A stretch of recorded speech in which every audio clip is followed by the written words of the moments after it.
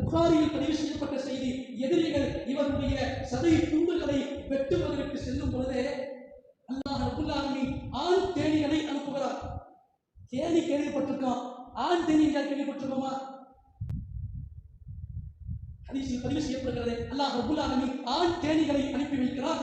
அந்த ஆண் தேனிகள் இவர் உடலை அப்படியே சுற்றி இருக்கிறது, எதிரிகளை கிட்ட நெருங்குகிறது. மரணித்தாலும் அல்லாஹ் இவரை எப்படி கண்ணியப்படுத்தினான் பார். இவர் சதை துண்டை எடுக்க வருகிறாரா? இவர் மறுமைக்காக வாழ்ந்தவர்கள், உலக வாழ்க்கையை அற்பமாக கருதியவர். உடலில் எந்த துண்டையும் முன்னால் எடுக்க முடியாது. அல்லாஹ் உதவி செய்தார், ஆண் தேனிகளை அனுப்பி எதிரிகளை கிட்ட நெருங்குகிறது. ஆசிம் பின் சாபித் என்ற ஒரு நபித்தோழர் ஆரம்ப நேரத்தில் இஸ்லாத்தை ஏற்றுக்கொண்டார். இஸ்லாத்திற்காக கடுமையான சோதனைகளையும் சந்தித்தார். இந்த மார்க்கத்தை பிற நபர்களுக்கு மத்தியில் எடுத்து சொல்ல வேண்டும் என்ற நோக்கத்தில் பல பிரச்சார களத்தை சந்தித்தவர். இன்னும் சொல்ல போனால் பல போர்க்களத்தை சந்தித்தவர். போர்க்களம் என்பது சாதாரண விஷயம் கிடையாது.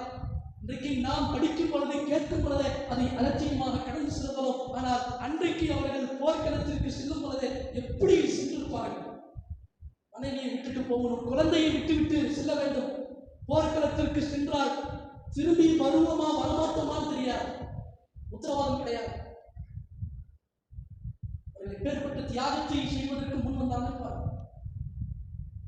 ஆசிம் பின் சாபித் ரலியல்லாஹு அன்ஹு அவர்கள் பல போர்க்களத்தில் பங்கெடுத்து எதிரிகளுக்கு சிம்ம சொப்பனமாக இருந்தார். இவருடைய வீரத்தை எதிரிகளால் தாங்க முடியல. எதிரிகளுக்கு மிகவும் தொல்லை கொடுத்தால் போர்க்களத்தில் அல்லாஹ்வின் மார்க்கத்தை மேலோங்க வேண்டும் என்பதற்காக கடுமையான முறையில் போர் செய்தார். ஒரு நேரத்தில் இவர் மரணத்தை தழுவிவிட்டார், ஷஹீதாக்கப்பட்டார். இவர் மரணத்தை தழுவிய செய்தி எதிரிக்கு செல்கிறது. பத்ர் யுத்த களத்தில் இவர் சென்ற தியாகம் சாதாரண தியாகம் கிடையாது. எதிரிகளுடைய முக்கிய தலைவரை இவர் வீழ்த்தினார். இவர் மரணித்த செய்தி எதிரிகளுக்கு சென்ற உடனேயே அவர்கள் செய்த செயல் என்ன தெரியுமா? புகாரியில் பதிவு செய்யப்பட்ட செய்தி, கண்ணீர் வடிக்கக்கூடிய செய்தி.